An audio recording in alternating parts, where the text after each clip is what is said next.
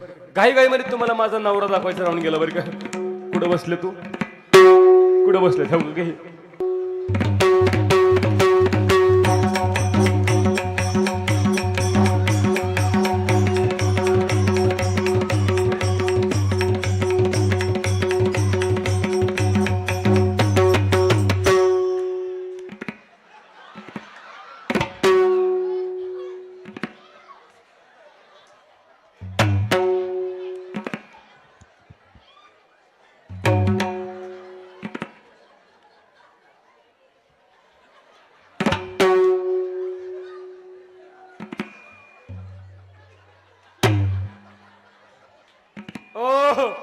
कसा दिसतोय आमचा जोडा,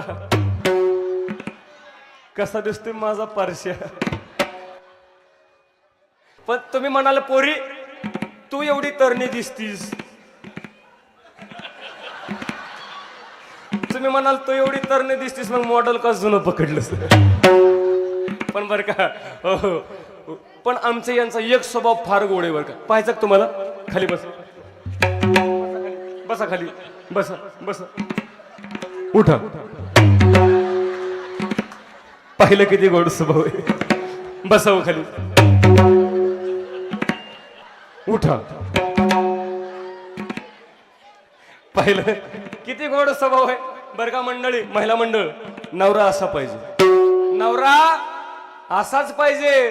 बस म्हणलं की बसला पाहिजे, उठ म्हणलं की उठलं पाहिजे, एक तडाखा दिला की डांबरी डांबरीनं पळत सुटलं पाहिजे. हा यांचा स्वभाव मला फार आवडला बरं का. पण काय सांगू तुम्हाला,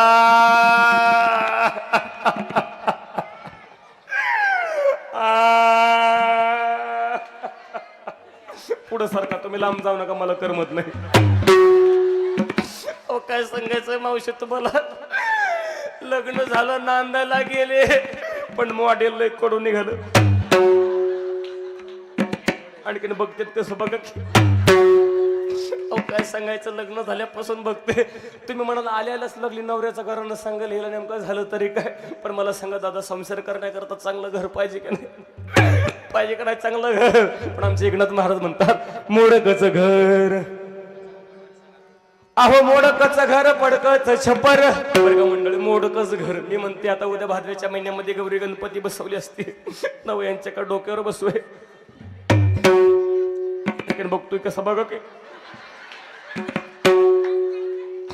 काय सांगायचं. ते म्हणते नसू दे, चांगलं घर राहायला काय हरकत नाही, पण कमीत कमी देवाला देवघर तरी नको का मावशी सांगा बघा. कारण किती मोठं घर असू द्या, त्या घरामध्ये जर देवाला देवघर नसेल तर घराला शोभा नाही.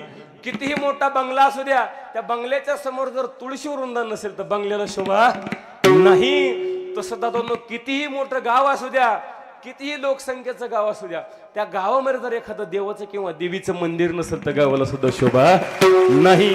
आणि तसं हा माणसाचा जन्म बरं का. नाथ महाराज म्हणतात माणूस किती मोठा असू द्या, पैशानं सत्यानं माणूस मोठा असू द्या, परंतु त्याच्या अंतकरणामध्ये जर देवाला जागा नसेल, त्याच्या गळ्यामध्ये जर पवित्र अशी तुळशीची माळ नसेल, तर महाराज म्हणतात त्याच्या जीवनाला सुद्धा काही किंमत नाही. म्हणून म्हणते मोडकच घर आणि पडकच छप्पर.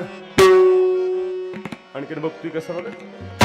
आणि यांच्या देवाला देवघर नाही, म्हणून म्हणते दादला नको ग बाई, मला नवरा नको ग बाई. दादला नको नवरा नको, दादला नको ग बाई, दादला नको नवरा नको, दादला नको ग बाई. हा दादला, आणि हा नवरा, आणि हा ठोंब्या. आणखी हसतोय कसा बघा, सवत बसली होय तिकडं. तरी म्हणलं टीव्ही रिमोट कंट्रोल मध्ये, टीव्ही इकडं रिमोट तिकडे बरं का. पण काळजी करणं का बरं का, आता तुमचा ताण मिटला. यांना घेऊन जाते आळंदीला, इंद्रणीला पाणी आलंय, आंघोळ करून वापस आणून घालते बरं का. पण तुम्ही म्हणाल नुसत्या घरासाठी नवरा सोडतीस का, पण नुसत्या घरासाठी नवरा सोडायला मी काय येडी आहे होय. मला सांगा, अंगावर नेसण्याकरता चांगली साडी पाहिजे का नाही, पाहिजे का नाही चांगली साडी. पण काय सांगायचं, व लग्न झाल्यापासून बघते मोडद्यानं सारी साडी तरी घेतली का, वरतून बघतोय कसं बघत. पण तुम्ही म्हणाला आताच 5 साड्या बदलल्यास की हे खोटं बोलतीस का?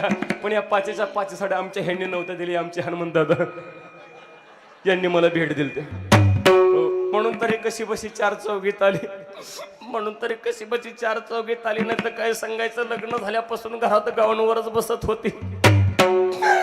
लग्न झालं तसं एक